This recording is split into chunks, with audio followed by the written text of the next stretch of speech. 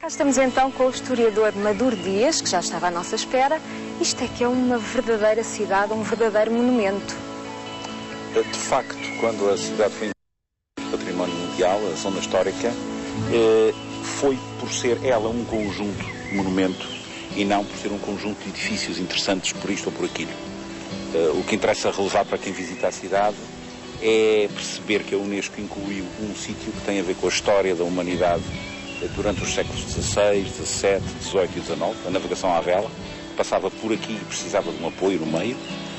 E também tem a ver com outra coisa, que é a coragem dos primeiros europeus a saírem da Europa, que são os portugueses, que constroem um núcleo urbano coerente, organizado e novo, que tem mais a ver quase com as cidades do Brasil, com as cidades que os espanhóis vão construir do outro lado do Atlântico, do que propriamente com as cidades europeias.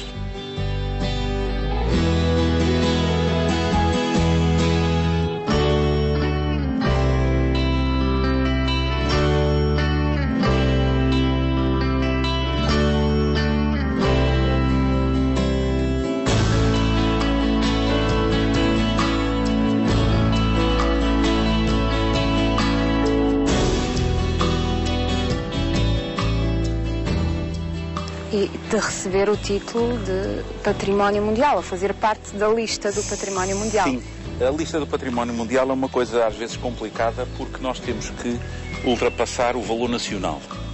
Muitas vezes gosta-se de uma cidade ou de um lugar ou de um castelo que é muito bonitinho, mas esses castelos bonitinhos, sobretudo na Europa, há muitos. E cidades bonitinhas também.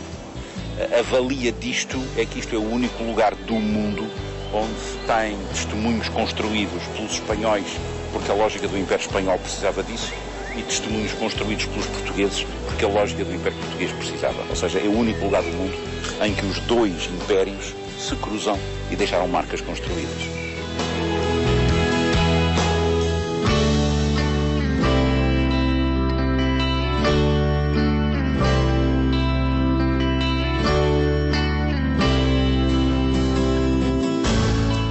E o que é que há aqui realmente a mostrar à humanidade? As pessoas que vêm aqui visitar, onde é que têm necessariamente de ir? Olha, eu penso que elas terão que ter uma experiência urbana e terão que ter uma experiência de meia dúzia de edifícios. Digamos assim, é importante ver a cidade do cimo do Monte Brasil, que fica fronteiro do sul, olhando para norte, vê-se a cidade, e na memória onde foi construída a primeira fortaleza, que se vê a cidade em baixo e a Baía. Depois é importante passar pela Rua Direita e pela Praça Velha e pela Rua da Sé para perceber toda a lógica em que a sombra do Renascimento e das linhas ortogonais já existe. E depois ver aquilo que seria natural nas cidades portuguesas e nas cidades espanholas da época.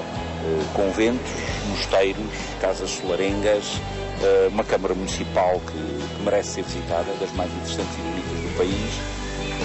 E o Palácio dos Capitães Generais, que é um colégio jesuíta, no século XVIII, é adaptado à Capitania-Geral dos Açores. A primeira vez que os Açores inteiros tiveram uma governação unificada. Foi muito centralizada, estávamos na época do Marquês de Pombal, mas provavelmente foi uma governação também que mostrou pela primeira vez que os Açores podiam ser uma região e não apenas um conjunto de ilhas polvilhado no mar. Muito obrigada então por esta agradável conversa. Nós ficamos por aqui, em Angra do Heroísmo, e passamos agora para você.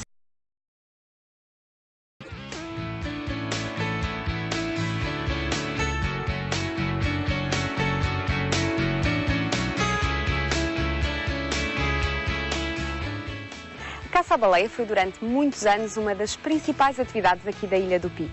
Entretanto, em 1983 acabou o ciclo da caça à baleia, mas os baleeiros continuaram a fazer história por aqui. E eu hoje tenho comigo um dos mais antigos baleeiros do Pico, que é o Sr. Francisco Machado. Boa tarde. Boa tarde. Sr. Francisco, isto são muitos anos de histórias para contar sobre a caça à baleia. Sim, senhora, muitos anos. Quantas baleias é que caçou durante a sua vida toda? Não é um número exato, mas um número de 80 ou 100, nunca menos, aproximadamente. Mas lembra-se de certeza da maior baleia que já caçou? Sim, sim. Foi uma baleia, eu ainda era ramador. ou seja, marinheiro. Fui mais um senhor, um outro oficial, e apanhámos um cachalote que deu 97 barris. E não apanhou um susto muito grande? Eu era rapaz ainda novo nesse tempo, ainda era meio toleirão. Não tinha medo? Não tinha medo. Senhor Francisco, e há muitos baleeiros aqui que têm muitas histórias para contar. Tem algumas. E essas histórias estão guardadas no Museu dos Baleeiros, Sim, não é? sim, sim. Vamos visitar o museu? Vamos. Vamos lá.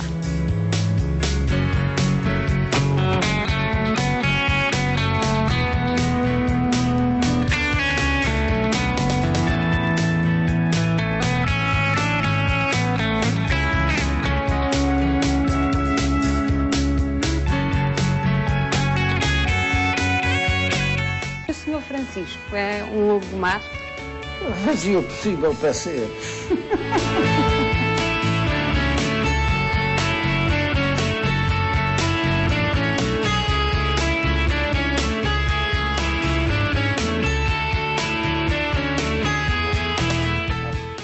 Aqui comigo eu tenho a Sandra Borges, que é guia turística e que melhor do que ninguém sabe o interesse que tem para os turistas visitar estas vinhas de interesse mundial.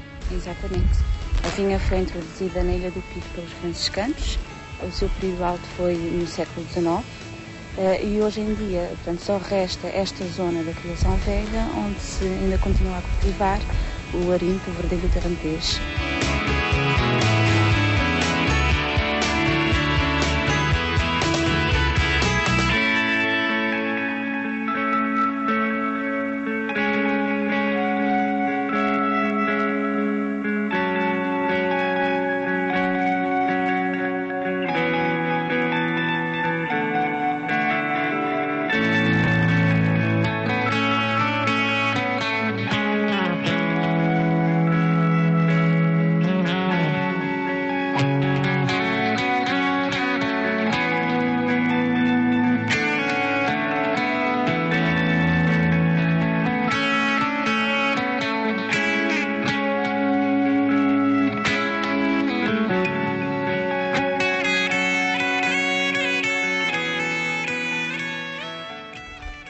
Vale a pena passar uns dias aqui na ilha. Sítios para ficar não faltam. Sugiro, por exemplo, o Pocinho Bay, um sítio fantástico que já foi considerado uma casa de turismo rural das melhores de Portugal. Veja lá se não é bem bonito.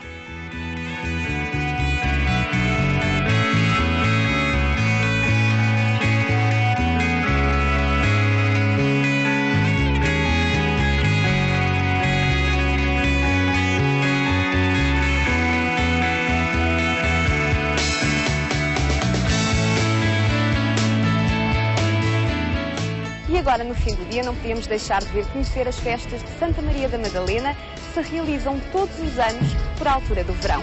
E assim nos despedimos da Ilha do Pico e passamos para outra festa, para a festa do verão total, aí na Praia da Vitória. Ora viva, estamos agora em Ponta Delgada, capital administrativa dos Açores, uma cidade que se tem desenvolvido muito ao longo dos anos. Comigo eu tenho a Micaela Rodrigues, que trabalha precisamente em turismo e que sabe melhor do que ninguém as potencialidades desta cidade, não é, Micaela? Olá, Cristina, bem-vinda a Ponta Delgada. A cidade em si é um polo de atração turística, tem imenso para ver, desde esta área nova em que estamos neste momento. Foi inaugurada recentemente. Sim, há menos de um mês, as Portas do Mar.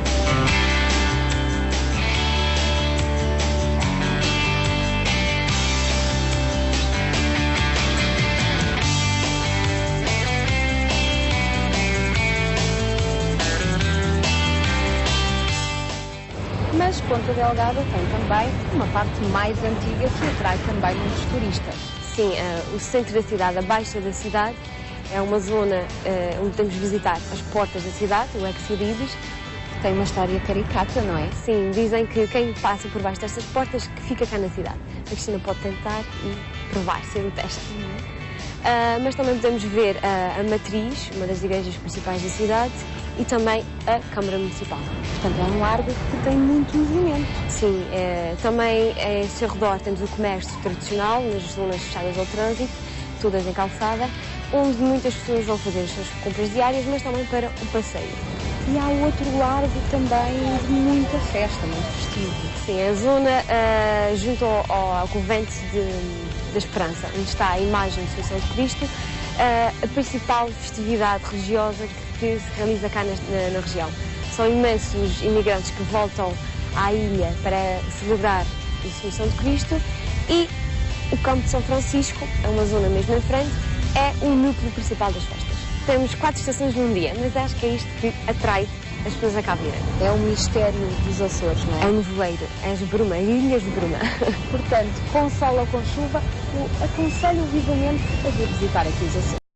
Olá, estamos aqui na Ilha do Faial, acabamos de chegar à cidade da Horta e estamos prontinhos para começar o nosso dia de passeio. E hoje vamos contar com uma ajuda preciosa. A Cristina Silveira é jornalista da Terra e vai-nos mostrar alguns pontos de interesse.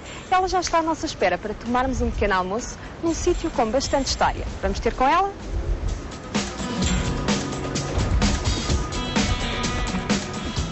Estamos aqui num sítio mesmo propício para se começar o dia.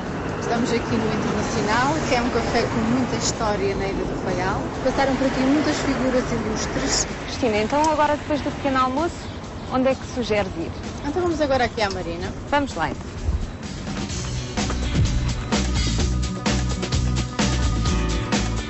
A Marina pode ser vista como um livro de preenchimento obrigatório por parte de todos os iatistas. A primeira coisa que fazem é deixar a sua marca aqui nos murais. E isso é presságio de que vão ter uma boa viagem e de que um dia poderão voltar a atracar aqui neste porto. Cristina, então antes de pararmos na Caldeira, fizemos aqui uma pequena paragem num sítio típico aqui da região. Temos aqui uma vista privilegiada para a cidade e todos os turistas gostam de parar aqui, tirar fotografias. Alguns vêm rodar com flores, mas geralmente para-se aqui para tirar fotografias.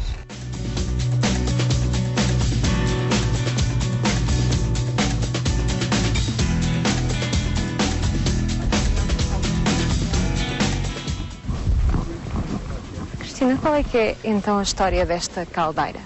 A caldeira é resultado de um vulcão, é um ponto obrigatório na Ilha do Faial, é um percurso engraçado de fazer, tem 400 metros de profundidade, é fácil de descer e tem um diâmetro de 1850 metros.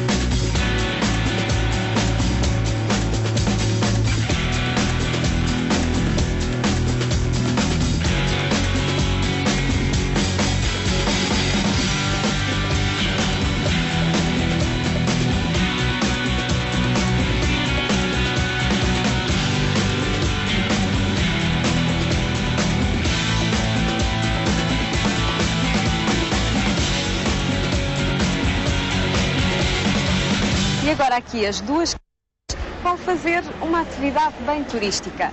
Vamos observar baleias. Vamos a isso? Vamos?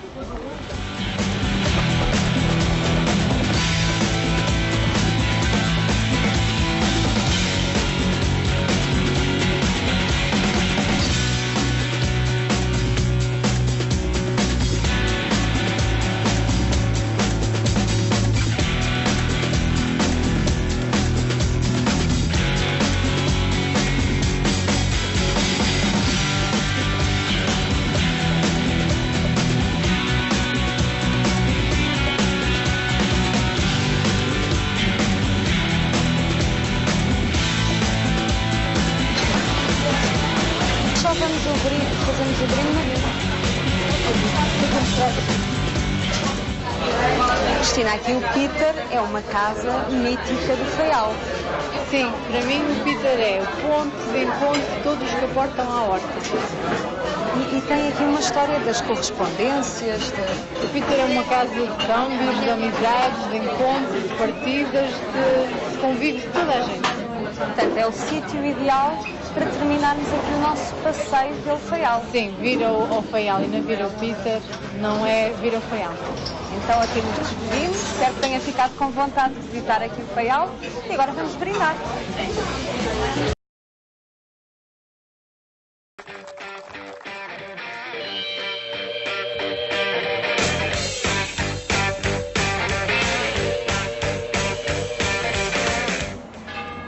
Olá, como vê, a equipa do Verão Total não para. Desta vez estamos em São Miguel, a maior ilha do arquipélago. Por aqui sítios para visitar não faltam. Vou dar-lhe 3 sugestões. Vamos começar pela Lagoa das 7 Cidades. Venha daí.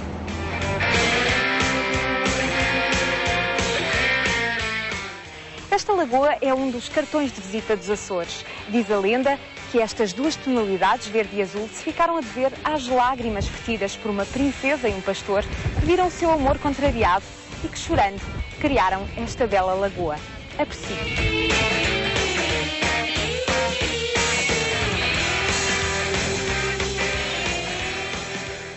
Não podia vir a São Miguel sem passar pela Freguesia das Furnas, uma freguesia que fica centrada precisamente no meio de uma cratera vulcânica e onde podemos visitar as famosas fumarolas ou crateras. Carlos, são verdadeiros ex-libris aqui da região.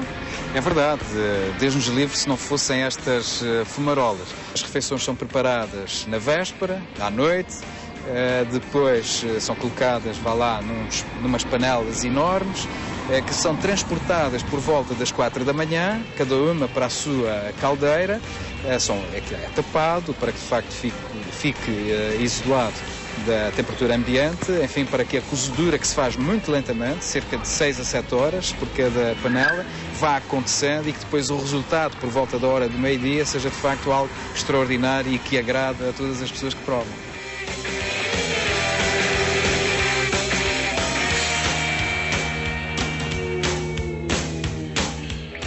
Também aqui na região das Furnas podemos visitar o Parque Terra Nostra, um dos maiores jardins dos Açores. Este parque foi construído nos finais do século XVIII e aqui podemos encontrar uma vegetação muito variada.